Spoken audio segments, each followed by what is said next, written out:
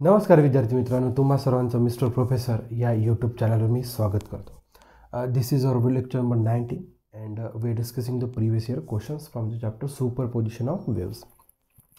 बघा, म्हणजे मागील व्हिडिओ लेक्चरमध्ये या कन्सेप्टवर आपण एक न्यूमरिकल डिस्कस केला होता आणि दोन्ही न्यूमरिकल्स, मी काय म्हणत आहे, दोन्ही न्यूमरिकल्स सेम कन्सेप्टवर डिपेंड आहे, सोनोमीटर.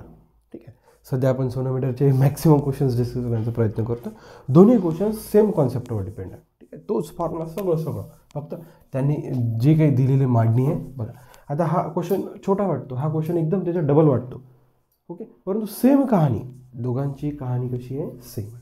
ठीक आहे, आपण वेळ जर वाया न घालवता पहिला न्यूमरिकल डिस्कस करूया. बघा, when tension T is applied frequency n. ठीक आहे, जेव्हा टेन्शन टी अप्लाइड केला होता, टेन्शन टी अप्लाइड करता म्हणजे ते डिपेंड लोडवर. ठीक आहे, आपण ते डायग्राम काढू सर. तेव्हा फंडामेंटल फ्रिक्वेन्सी किती होती, n. Keeping the setup same when the tension is increase by 8 newton, म्हणजे टेन्शन 8 पट वाढवला, the fundamental frequency becomes the 3 times the earlier one. काही हरकत नाही. The initial tension applied to the wire was. Okay, initial tension बघा same.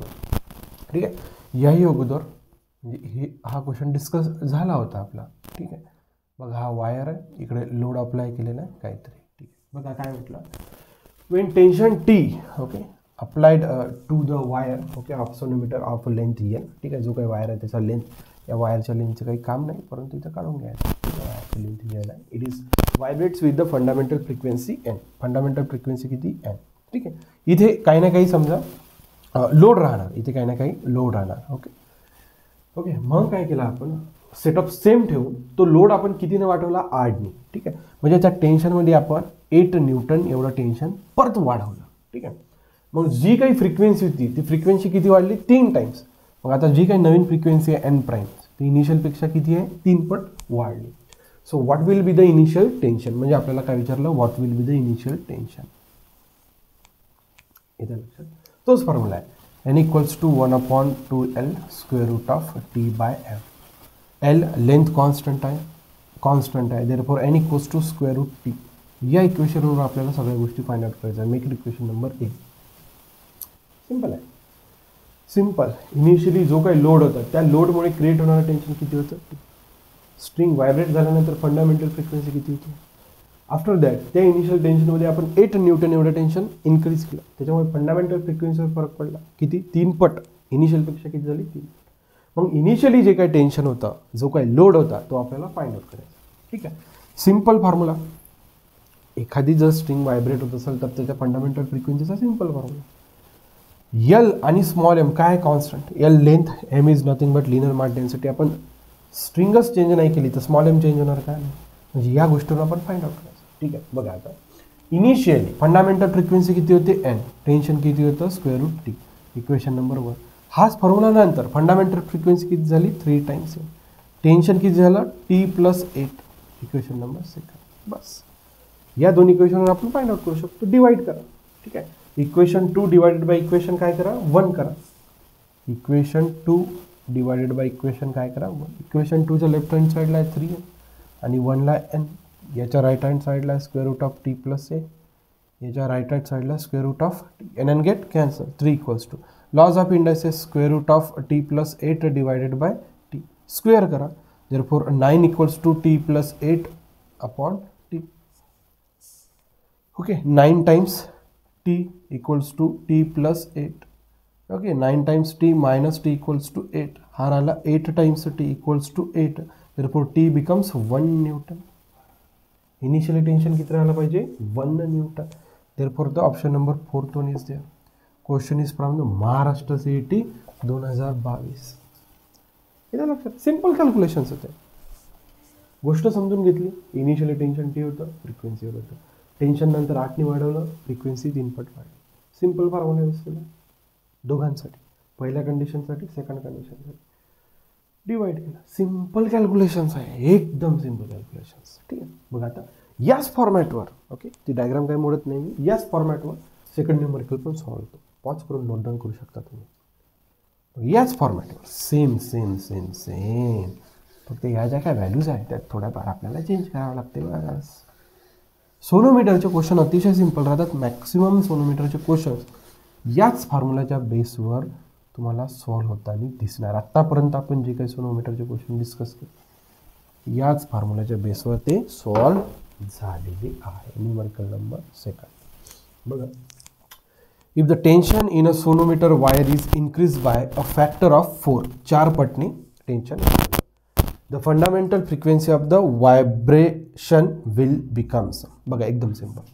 Initially tension T होतं, fundamental frequency n होतं. नंतर काय केलं आपण, किती फॅक्टरनं 4 म्हणजे 4नी, ओके 4नी आपण 4 न्यूटननी काय केली, टेन्शन इन्क्रीज केलं. तर फ्रिक्वेन्सीमध्ये काय बदल झाला आहे काढायचा आहे म्हणते. Initially tension T, fundamental frequency n. नंतर टेन्शन कितीने वाढवलं आपण, 4 फॅक्टरनी वाढवलं. तर जी काही फंडामेंटल फ्रिक्वेन्सी त्यात काय फरक पडला. Simple formula n equals to 1 same कहाणी square root of T by M. Again that length आणि linear mass density constant, therefore small N becomes. बाकी सगळ्या गोष्टी कॉन्स्टंट आहे, त्याच्यामुळे फॉर्म्युला मी असा तयार केला. ठीक आहे. Initially frequency N, fundamental tension T, make it equation number. नंतर फ्रिक्वेन्सी माहीत नाही एन प्राईम, टेन्शनमध्ये किती कळलं टी प्लस 4चा, equation number 6. N prime find out करायचं आहे, therefore equation 2 divided by equation 1. Therefore N prime divided by N equals to square root, laws of indices एकत्र करू, T plus 4 divided by T.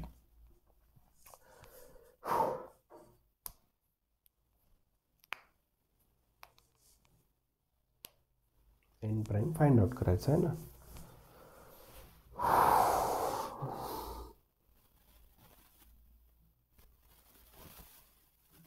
तेच तर म्हणत आहे, 4 फॅक्टरनी वाढला, 4 ॲड नाही झाला. तेच तर म्हणत आहे. If the tension in a sonometer wire increase by a factor 4 म्हणजे 4 पट वाढला. चुकला इथे. ठीक आहे.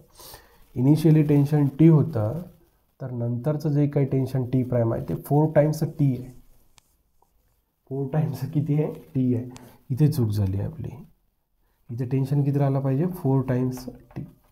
म्हणजे इथे किती राहायला पाहिजे, जमलं आता 4 times T. T get cancel. Therefore N prime equals to N into square root of 4. N prime equals to N into 2. Therefore N prime equals to 2 times N. जी काही नंतर फंडामेंटल फ्रिक्वेन्सी 2 पट जास्त राहणार. ठीक आहे, 2 times n. Therefore the option number first one is there and the question is from the Maharashtra CET 2020. इथं थोडी चूक झाली होती म्हणजे. ओके, आपण ॲड हा शब्द नाही वापरला. इथं कसा शब्द होता की जे काही 8 न्यूटन आपण केला होता, when the tension is increase by 8 newton. ठीक आहे, ॲड केला होता. याच्यात फॅक्टर म्हटलं, बाय फॅक्टर 4 पट टेन्शन काय झालं, इन्क्रीज झालं. ठीक आहे, बघा थोडीशी कहाणी चेंज झाली, ट्विस्ट आला, क्वेश्चन चुकला होता, परंतु आपण तो क्वेश्चन परत दुरुस्त केला. याच्यानं लक्षात, इनिशियली टेन्शन टी होता, फ्रिक्वेन्सी नव्हती, नंतर 4 पट टेन्शन इन्क्रीज केलं. तर त्या 4 पट टेन्शन इन्क्रीज केल्यामुळे त्या फंडामेंटल फ्रिक्वेन्सीवर काय फरक पडला, 101%. फंडामेंटल फ्रिक्वेन्सी पण काय होणार, इन्क्रीजच होणार. तुम्ही जेवढं टेन्शन वाढवणार तेवढ्या त्या फ्रिक्वेन्सीज वाढणार. ठीक आहे, बघा ही कहाणी होती. ठीक आहे, चला सेम क्वेश्चन होता, सेम फॉर्मॅट होता, थोडीशी कहाणी ट्विस्ट होता, चेंज होता. आपला उपक्रम जर आवडत चालला असेल तर नक्कीच आपल्या यूट्यूब चॅनलला म्हणजेच कोणाला मिस्टर प्रोफेसर या यूट्यूब चॅनलला लाईक शेअर सबस्क्राईब करायला विसरू नका. So thank you for watching. See in the next